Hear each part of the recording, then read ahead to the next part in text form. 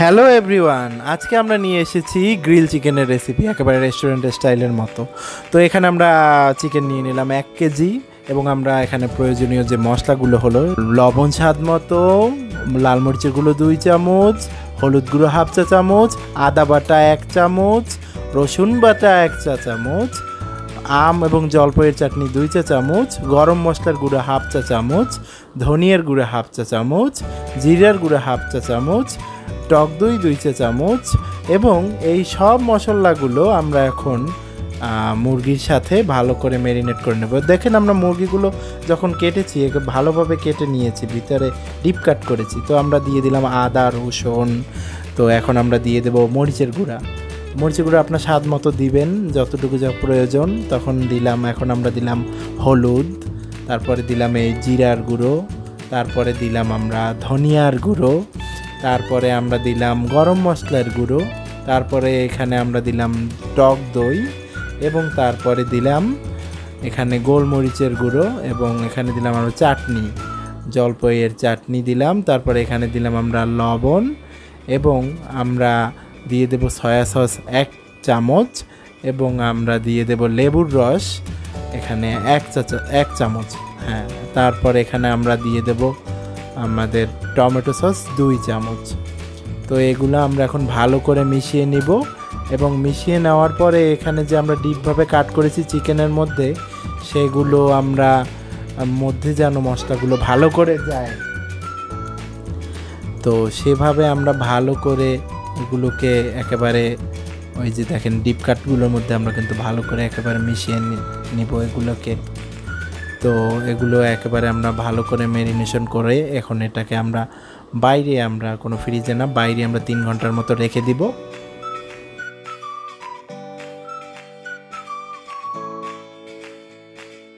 আসলাম 3 ঘন্টা পরে। তো দেখেন আমাদের মাংস একেবারে ম্যারিনেট হয়ে গেছে। তো এখন আমরা সরিষার তেল দিয়ে দেব 2 চা চামচ। তো এখানে সরিষার তেল দিলাম আমরা 2 চা চামচ। এটা দেওয়ার পরে, এটা আমরা মশলার পরে দিলাম কারণ এটা যদি আমরা মশলার সাথে দিতাম তাহলে মাংসটা ভালো করে ম্যারিনেশন হতো না। তো এখন আমরা এটাকে ওভেনে দিয়ে দেবো। ওভেনের মধ্যে যে ট্রেটা থাকে স্টিলের, তো সেটার উপরে আমরা মাংসগুলো ভালো করে সাজিয়ে দিলাম। তো সাজিয়ে দেওয়ার পরে আমরা একটু এটাকে আমরা অয়েল ব্রাশ করে দিলেও দিতে পারি, কিন্তু দরকার নেই। আমরা এখন এটা মাইক্রোওয়েভে আমরা 20 মিনিট এটাকে মাইক্রোওয়েভ করব এবং তারপরে 20 মিনিট আমরা গ্রিল করব, তাতেই আমাদের হয়ে যাবে।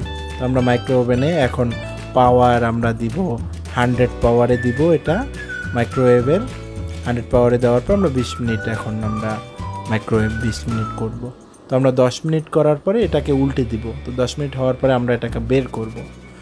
তো এই আমাদের মাইক্রোওভেন স্টার্ট হয়ে গেল 20 মিনিট মাইক্রোওয়েভ করার জন্য। 10 মিনিট হয়ে গেল।